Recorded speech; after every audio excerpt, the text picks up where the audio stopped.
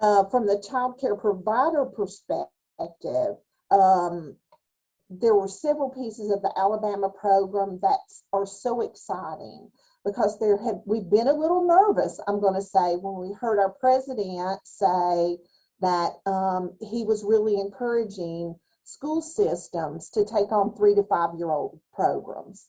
And we're hearing a little bit of the same. We've heard, you hear just enough to be, like I said, nervous about it. There aren't a lot of details, but when you're in early childhood education, I mean, we all know that doesn't start at pre-K or with 4-year-olds.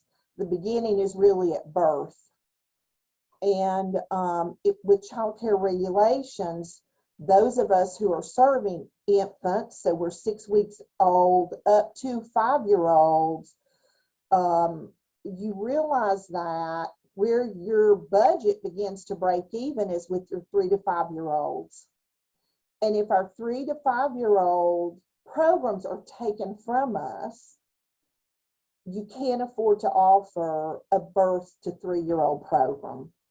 It's just not financially possible to be able to do that because of the ratios. When you're looking at serving 4 children with 1 adult, financially that's not possible. So obviously, the piece I love about Alabama is the grantees and the fact that it's not only in the school systems, that's made possible through the diverse delivery. So I think that's an extremely important piece that we make certain that our state officials look at as we look at funding programs and these pre-K programs, is that we don't completely take that away from child care providers, because if we do, we're going to jeopardize those programs. And I would fear that we would see many of those programs close across the state. So obviously that wouldn't be very helpful to parents. In addition, the wraparound services, and that's another piece that when you look at going into the school system with these programs, it's that before and after school care that would be provided in those hours for those 3 to 5 year olds, where in a child care setting, that's automatically something that's provided. You're opening at 7 in the morning and closing at 5:30, or in our case, one of our programs opens at 5:30 a.m. and we close at 7:30 p.m. so that we focus on the needs of healthcare professionals and nurses in particular who work 12-hour shifts at Bristol Regional Medical Center. So those are two pieces I think that in the Alabama program absolutely make sense, so that our other child care programs can stay up and operational and are given that opportunity to be able to continue to provide or expand upon the child care programs that they have in place currently. I know my time's probably already almost up. The only other piece I think that I probably want to add is that we need to make certain that in our region that we keep a pulse on the funding opportunities and that we get what's due in our area and in our region. And I think Mark will probably speak to that. And obviously we have Beth that's serving on the state level in both states. But we need to make sure that that information's funneling down to us and that we have the immediate opportunity to kind of jump on that when that funding's made available to our local communities, I guess. And we all know, we've heard from the state level, from the federal level, it's coming down the pipeline. Those dollars are heading our way. I don't know how long it's going to take, but we just need to make sure that we get our piece of it here so that our families can grow strong, our families and our children. So I will end with that, Margaret. Kathy, that's great. We thank you very much. And some good points from your perspective. That's good. Next, we have Dr. Susan Patrick, who's the Director of Childhood Success for United Way of Southwest Virginia. Susan, welcome to you. And also, I'm doing very brief introductions. If y'all want to add anything, that would be great. So, Susan. Thank you, Margaret. Well, thanks for having me today. I just had planned to give you just a little bit of an overview of what we're doing and what we had planned for the future. I think it really aligns nicely with the video we just saw, because we are kind of keeping our eye on the pulse of early childhood and the system that's required to support really good, strong early childhood programs. So United Way of Southwest Virginia has been working for about 10 years in this arena, and really trying to improve access to and utilization of really high quality early childhood programs. And that's across the region. So not just in the Bristol area, but in now 21 cities and counties across the whole tip of Virginia. So we have everything from Montgomery County, Blacksburg, Floyd County, all the way down to Lee County. So we are really actively involved in the current open child care centers in making sure that those teachers, those educators have some supports that they need to be successful. So we've recently worked with our Smart Beginnings community here for Smart Beginnings of Southwest Virginia to create a strategic plan. The last plan that was created for Smart Beginnings in Southwest Virginia was in 2016. And although Smart Beginnings is statewide, is kind of coming to an end, and there'll be a new iteration of that work called Ready Regions, we wanted to go ahead and create that strategic plan to kind of propel us forward. And so we would know that the work of Smart Beginnings would continue even after the specific project was over. So we've identified 4 different areas of work that we feel like the community could rally around. And much of it is embedded in the work of United Way of Southwest Virginia, but a lot of it we really rely on our partners. We look for, who's doing this in the community that we could support. How do we work together to make sure that efforts aren't duplicated and that we're using that funding in the best possible way? So bringing everybody together in a organization like Smart Beginnings really helps with that. But we've identified, the 4 areas of work to be education and engagement. So facilitating cross-sector collaborations that guide the development, implementation, and evaluation of early childhood initiatives. In other words, kind of getting all of our ducks in a row, making sure that we all know what's going on, what other organizations are doing, so that we're not, trying to repeat the same process that someone else is already doing. The second one is equitable access. So preserving and expanding the accessibility we already have, and increasing the utilization of quality education for all children across the region. We still have many children that are underserved. Many areas in the region do not have enough childcare currently, and they also do not have strong systems to support new programs that open. Our third bucket of work is health and well-being. So increasing the capacity of our communities to engage and support families in fostering children's healthy development, learning, and well-being. So we're really invested in engaging families, trying to figure out what do families need, encouraging families to be part of our advisory council and other advisory councils in the region to kind of guide this work, because we can decide all day long that this is what we think parents need. But if we don't have a parent giving input, or we don't have a family who says, hey, that's not what I need, we're going to kind of be working in the wrong direction. So we want to make sure we engage families at that level. And the fourth bucket that we see as a very significant piece to making sure that the whole system works is about workforce development. So we have significant workforce shortages in childcare, and in just early education in general. Not only do we have a problem finding people who are willing to work, but the compensation is a significant issue. It was mentioned in the video that they had to really bring that pay diversity up to be able to get the quality of centers and teachers that they were looking for. So we're looking at how can we develop that workforce. We can do it in stages. We've already been working with our workforce development folks trying to figure out if we can use any of the new funding and new dollars that are earmarked specifically for return to work for those who were displaced by COVID situations, to see if any of that could be applied to creating that stronger early childhood workforce. So that's kind of a nutshell of the areas that we want to work on. We do think it's important that we regionalize efforts and continue to create that strong system where we're talking to each other and we're looking for funding as a collective to say this is what we need to bring into the region, so that everybody, what do they say, high tides raise all boats, right? So if we can all be looking at it and focusing on it together, it's just builds such a more strong community effort for everybody. So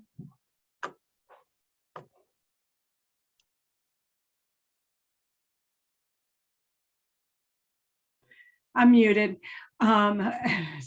Thank you very much. That was excellent and good stuff. And I think that some of us here today are some of the ones that you're already working with, but maybe we need to make some other connections. So and now I felt like I might be preaching to the choir here.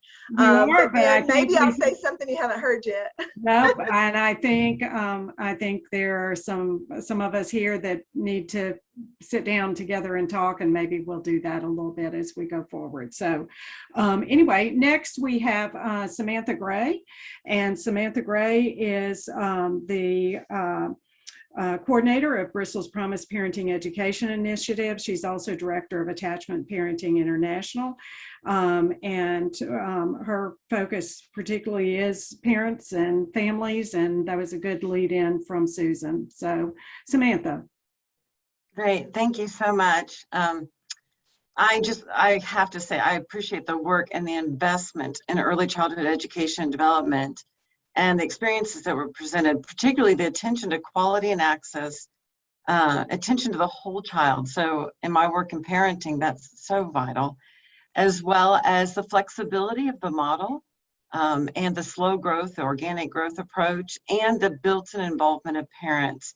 Although 12 hours a year is kind of like, ooh, I think we could do a little better. But in any case, beyond education, in this environment, the children benefit greatly from multiple caring adults. We talk a lot about parenting in our work, and that's really great. I've always endeavored to have lots of caring adults in my children's lives. And through their lives, and even as teenagers, it's been very important. But also the parents can potentially benefit from a community of support that's developed. So that's very, very positive as well. And the way I look at this, watching this film, is it's part of a very large discussion in Alabama as well as New Jersey. We can look to Finland, of solving multiple concerns, right? If everything were working right, we wouldn't even be looking at these issues, right? If everything were just like it's supposed to be, we wouldn't even be doing this. But we're looking at gaps in care, biases, racism, lack of access, workforce choice. Do we want to be in the workforce? Are we ready for the workforce? We're looking at jobs and economic goals. While at the same time, we are engaging these opportunities where we've developed our knowledge in child development and connection, how that all works and how that's grown, and then as well as our understanding of trauma and resilience. So all those pieces are coming to play, and that's a very large discussion, what the video we just saw, that also includes a lot of other things, like, as well, in addition to high quality childcare, such as parenting education, which I'm very passionate about and can talk to you all day about, but I won't. But as well as advocacy, parental leave, ideas of sequencing and phasing, credits for those in the caring economy who choose to be at home. This is a big discussion. There's a lot more to it. And I just want to keep our minds open that there's a variety of options. And even whatever is a choice for a family today, that same family may choose something different later. So we have to look at how we can, address all these concerns in our society. So for me, there's a lot to watch and a lot to read on the possibilities. And it might even be that we come up with our own model. In the video, the successes presented also point to an investment we can also make in the parent-caregiver-child relationship, as that is the first carer and teacher, and how vital that attachment relationship is for the child, but also the parent. We know the agony of a parent who is struggling with the relationship with the child. And when the child doesn't have a early secure attachment, it is so much more difficult to parent. Parents and caregivers providing care can also benefit from the same preparation that we want to provide these early childhood educators. Education, teachers, coaches, mentors. Could you imagine what that would do? That would be so fantastic. And here's the thing, I just read this article this past week. We're already asking so much from educators who have families. And the article was about the emotional load they carry. How often do we think about that in our caregivers? So it's got to be a very holistic thinking. Early childhood education wraparound services and parent engagement are vital. And what I love about it is how it elevates the awareness that we have about how important parents are, because of being invoked and involved in the early childhood education, So that idea that we can increase parenting education makes parenting better and our child's well-being better. And then I loved, of course, the part where they're talking about starting early. And we're talking about starting at 0, starting with maternal health and education. Even better if we can get to the high schools, right? But we can get in there very early and help provide support to help mitigate stress, because a lot of us are involved with the trauma-informed community and trauma-responsive community. We need to look at that because trauma plays so much into what we think about how parents are doing, but we can help them. And then how the support that we provide can be inviting and accessed. Because right now, there's still so much baggage around the idea of if you seek parenting education, there's something wrong with you, you're in trouble. It has a stigma to it. So the Bristol's Promise Parenting Network, we're working together to increase awareness and access to quality parenting education. And so we're growing, we're working, we're trying to create interest and participation in parenting education support. We believe that parenting education makes parenting so much easier, and it makes parenting later easier as well. So that's why that vital early relationship is so important. It's vital for that time, but also as well later. We get parents down the pike, 5th grade, children in 5th grade, 6th grade, and they feel like there's nothing that can make a difference. But we know there still is, but it's so much easier and less heartbreaking when the foundation is there. Because love by children is defined as time. I mean, I always remember the commercials when I was a kid that quality, time with your child was more important than quantity, and we know that's not accurate. Parents of children in non-familial care need extra support with child development and attachment, promoting elements of proximity, predictability, protection, and play. And this is some of the stuff we talk about in our parenting education for the child and the parent's long-term relationship with that child. This is how we develop empathy, joy, and affection and trust for our whole well-being. And the workplace now recognizes how these contribute to a quality work environment as well. We know empathy is leveraged every day by Brene Brown when she's doing her work, when she's preaching to corporate America. So this is the kind of stuff that happens very early. We believe prenatal through pre-K years, we believe we can benefit from universal parenting education. So yes, universal pre-K, let's have it. We need to have access, but let's also have universal parenting education and kind of the same motivation behind levels of investment. I know it won't be the same investment, but the same motivation. Because when we help a parent, we're helping adults who are likely to shape the lives of many children, as well as their own children and other children who they are that first, they're there at the beginning and for the ongoing social and emotional learning. And you have to remember whether that's positively or negatively. So it's not something we can ignore. There are economies of scale that can also come with investing in creating parent education seeking. So what I'm trying to say is when we get that ball rolling, and we show it works and we help parents realize it, they begin seeking it. Then we have the economies of scale that's what people like so much about the early childhood education, that gets the cost down. We're talking about something high cost. How can we get it down? Well, that can evolve over time. There are also cycles, I'm almost done, Margaret, I promise. There are also cycles of trauma that we need to address, and parenting education does that. We can bring parenting education to the workplace. We can work with parents and children together. When we think it doesn't work, it may be a matter of priorities and investment because it's never had it. As trauma responsive approach, all of our efforts must carefully explore the impact of our plans so that we can have access to both high quality home environments and high quality child care environments, so that our children first identify with, I am loved, then I am a learner. I got really passionate watching this movie, I just have to tell you that. So families are the early childhood education determinants. We talk a lot about health determinants, families, and we need to invest in adults who love their children starting at 0 and when they're in early childhood education. Thanks. Sorry, I got excited. Thank you, Samantha, very much. Okay, so to wind us up with our official discussion, we have Mark Cruz, Director of our Accountable Care Community, and I could also say a lot about him. He's also the promoter of the Starting at 0 film and so much more, and we are enjoying working with Mark as of March of this year. So go ahead and be sure you're off mute when you start. Thank you for that reminder, because I was about ready to start talking before unmuting. It looks like it. Yep, good catch. Well, good afternoon, everyone, again. And Samantha, just want to say, as they say in the church, that sermon will preach. That was awesome. You uplifted me, and I appreciate your remarks. And you touched on a couple of things that I was going to allude to as well. And just want to thank Susan and Kathy too for their great comments and their contributions today. And most of all, I want to thank you, Margaret, for bringing this film to another audience. We at Strong ACC learned about this film.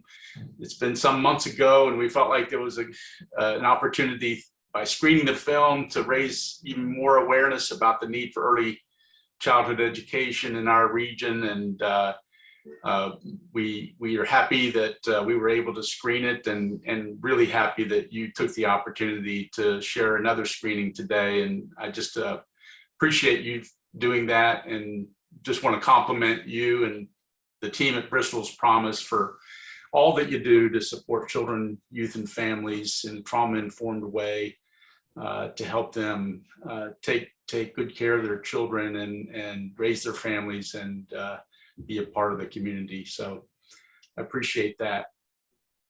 Well, I'm the advocate on the panel. I'm not an expert in this topic. Far from it. Not a practitioner. Not a provider. But I'm a cheerleader. And I work at the systems level, trying to help us as a region in Northeast Tennessee and Southwest Virginia develop a regional strategy to improve resilience and opportunity for the next generation. That's the acronym STRONG, striving toward resilience and opportunity for the next generation. And that acronym, the words in that acronym describe as well as anything what we're about. And while the goal, the desired outcome of STRONG is that we have improved health and well-being and quality of life in the Appalachian Highlands for years to come, the premise is that we can only do that if we start at the very beginning, -9 through the 6 months, making sure that babies are born healthy, and that there's a loving, nurturing environment in those first few months, and then early education opportunities that help children reach kindergarten ready to learn, reach 3rd grade, reading at grade level, and so forth and so on, so that ultimately There's graduation at high school for young people that are either college bound or career ready with, I love your term, essential skills, Margaret. I'm going to start using that now because that's a nicer construction, and then able to not only have economic mobility and income security for themselves, but then have the wherewithal to look after their own health and well-being, and then raise the next generation of children to be on a good path going forward. So it's a longitudinal, systemic and regional endeavor that we're involved in at Strong ACC, and so I'm honored to be a part of helping that take place. And one of the things about this film that is worth noting is that how cool is it to see these grandmotherly and grandfatherly Southern governors preaching in such a forceful manner the virtues of early childhood education and pre-K. There are not too many substitutes for strong state leadership when it comes to making a difference, especially in this space that we're talking about. And to have examples like Kay Ivey and Jim Hunt and Phil Bryant talking the talk because they've walked the walk is just incredible. And I wish that everyone in our region, and especially elected officials, could have a chance to listen to these comments, because I think that they hit home, and they hit home in a manner that is particularly evocative for people that live in our section of the country. And so, while we're working at the local level, the regional level, and sort of a two-state bi-regional level, we should never lose sight of the fact that we need good state leadership on these issues. We need policy and we need funding to make things work the way they need to be. We can do a lot on our own in our communities and in our organizations, but good golly, when you have a commitment to pay early childhood educators on the same wage basis as K through 12 teachers, you know that you're going to achieve a significant increase in quality. It's just going to happen. So where's the will to do that? Can we ever get there in Virginia and Tennessee? I hope that we can sooner than later. We should aspire here in the Appalachian Highlands, I believe, to be no less than an early childhood development region of excellence, one that's known across the country as a region that has come together to close the achievement gap in helping children enter kindergarten ready to learn, that has created an environment where every baby has a great start in life, where parents are equipped to love and nurture their children, and where there's quality, affordable early childhood learning opportunities for all. We should aspire to be no less than that. And there's no reason why we can't be that if we do things smartly and strategically. And that's where the Strong ACC comes in. And I think that we have a role and an opportunity to be a leader in that. And that's the work that is ahead of us. On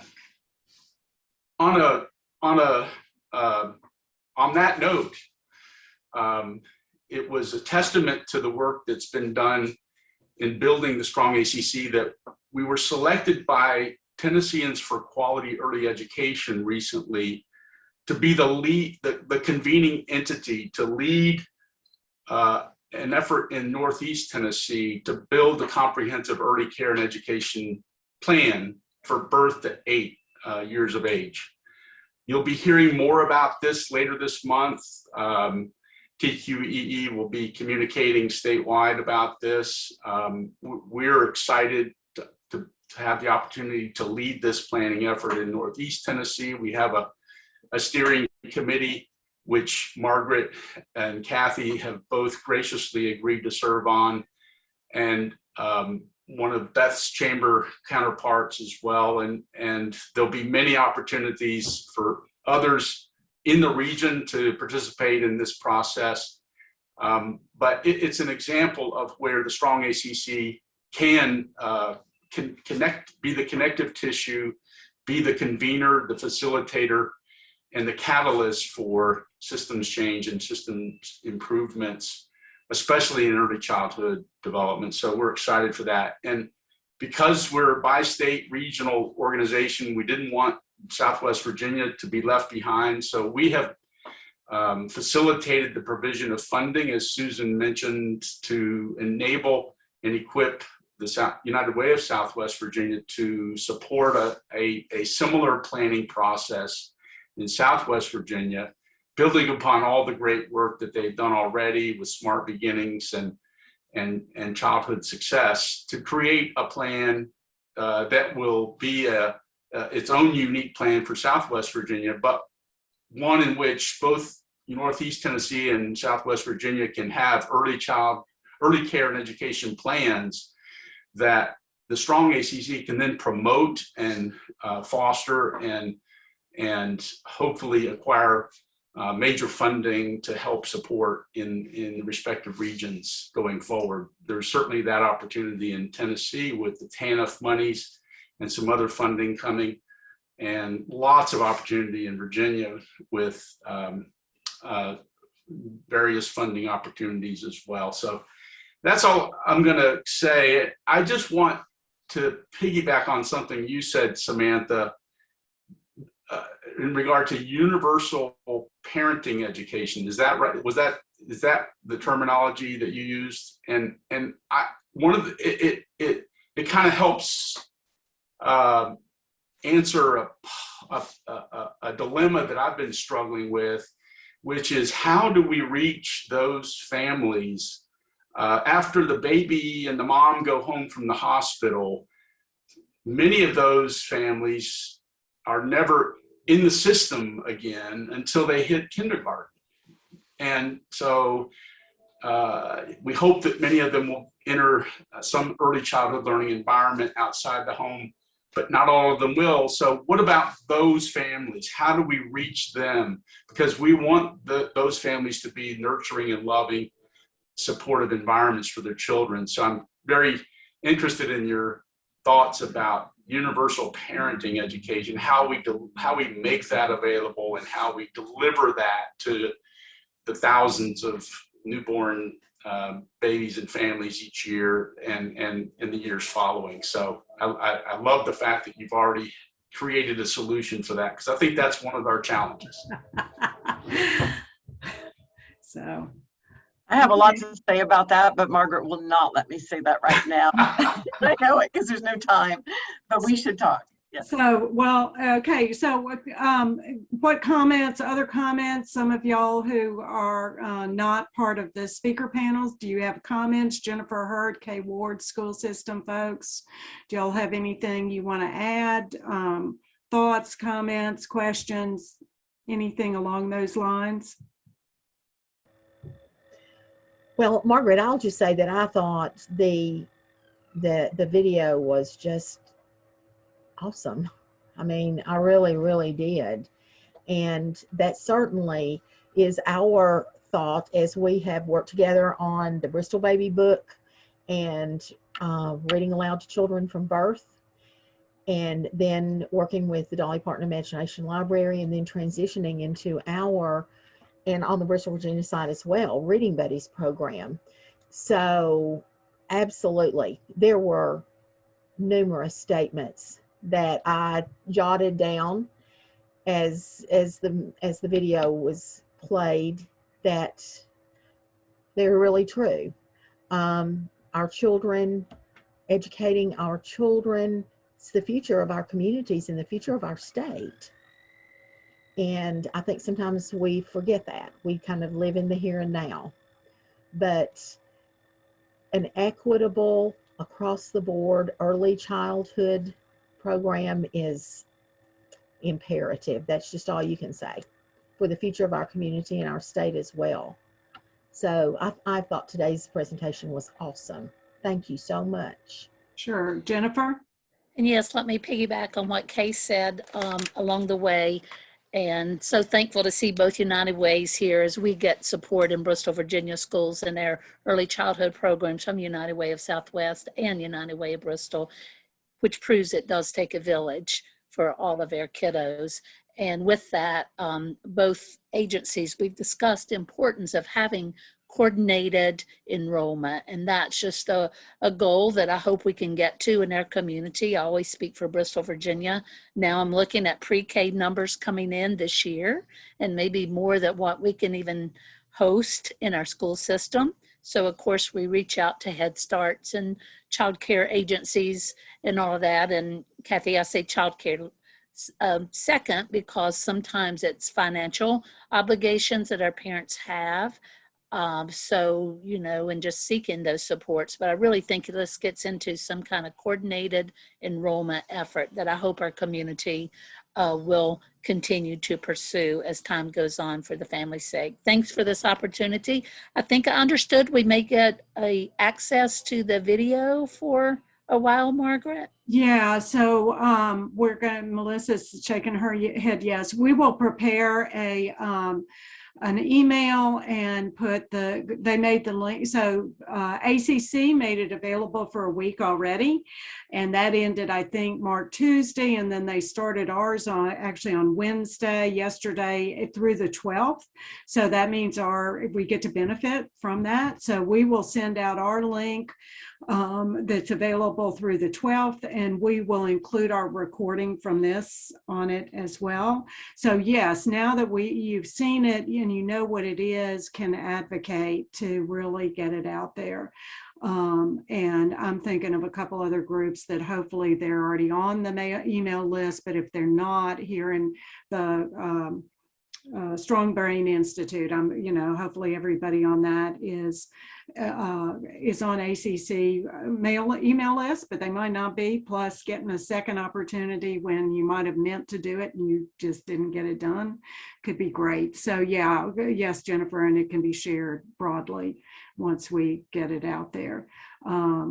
So okay, others. And Mark, what I'm thinking, just listening to what's happening, and that it could benefit us, and I'm looking to you perhaps as the person to maybe bring us together, that there's some little different parallels for what's happening in Southwest Virginia and Northeast Tennessee. And we could benefit from sharing and seeing where we can overlap and what models work both places, et cetera. So I think we could talk through an agenda for how we could facilitate talking together and looking at where we might overlap, where we could benefit, where we can build. I know the Danielle's program, TIC program, y'all are going to do an app with some stuff. And I know I'd seen similar than Nashville was doing. Some of that is like, can we benefit to not have to do, where we share that responsibility for what gets posted or whatever. So that it can be, anyway, figuring out how we could make something like that work well together, et cetera. So, I think if we could do that sometime in the next few months, that would be a good thing to do in our community, if not across the whole part. But since we're so close together, Lisa Kofer, did you want to add anything from? I know perspective is coming on stronger with early childhood from United Way Bristol. No, I just appreciated the opportunity to view the video. We want to share this with our TTF task force. And Mark, I also want to have a conversation with you and Susan, possibly with you and Travis as well.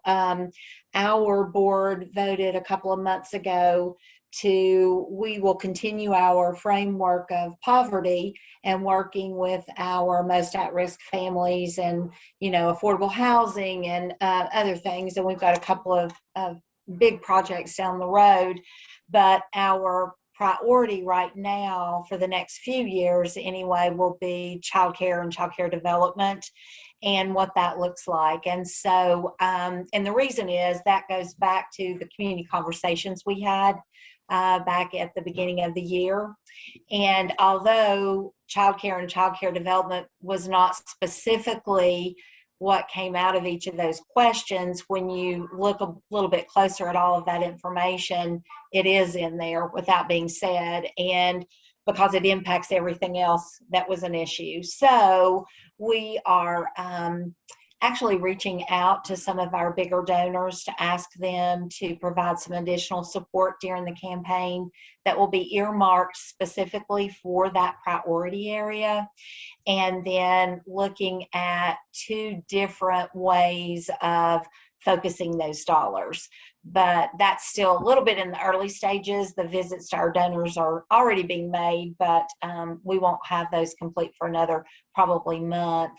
And then our task force has to actually sign off on what those 2 areas are. So we're right now surveying our child care centers, and Kathy Waugh, is she still on the call?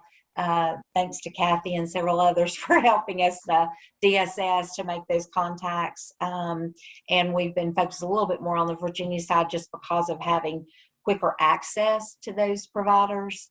And so that's kind of where we are. And this is really outside of my wheelhouse. Mark, I think you said that a little bit earlier, that you were not an expert.